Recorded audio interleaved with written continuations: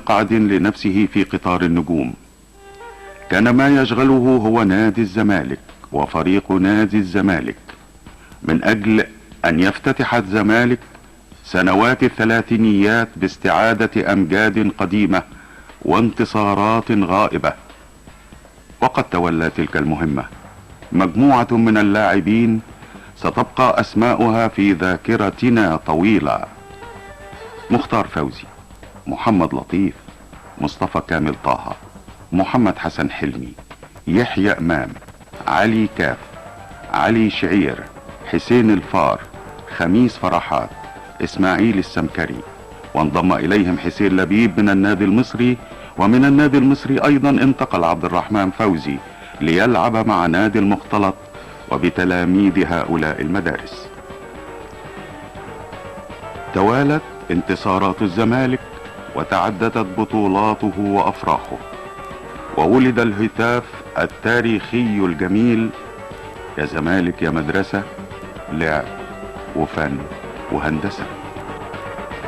افتتح فريق الزمالك سنوات الأربعينيات بالفوز بكأس الملك وببطولة دوري منطقة القاهرة للمرة الثانية في موسم 40-41.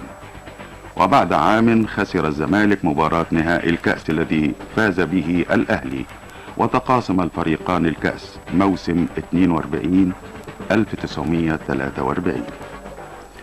ثم يأتي الموسم التالي ومعه أكبر مفاجأة في تاريخ كرة القدم المصرية، فقد لعب الأهلي والزمالك المباراة النهائية على كأس الملك، وفاز الزمالك بالكأس. وليست تلك هي المفاجأة، إنما كانت المفاجأة هي فوز الزمالك على الأهلي ب6 أهداف للا شيء. وبعد المباراة صعد لاعبو الزمالك أو المختلط ليتسلموا من الملك كأس الملك. وبعد قيام ثورة يوليو بشهرين تغير اسم النادي للمرة الرابعة ليصبح الزمالك. وبعد قيام الثورة ب5 سنوات فقط تغير موقع النادي للمرة الثالثة لينتقل إلى مدينة الأوقاف ب100 عقبة. وأيا كانت الحقيقة، فقد بقي الزمالك صاحب أول ثورة كروية مصرية في وجه الإنجليز. بقي الزمالك صاحب واحدة من أجمل حواديت الكرة المصرية.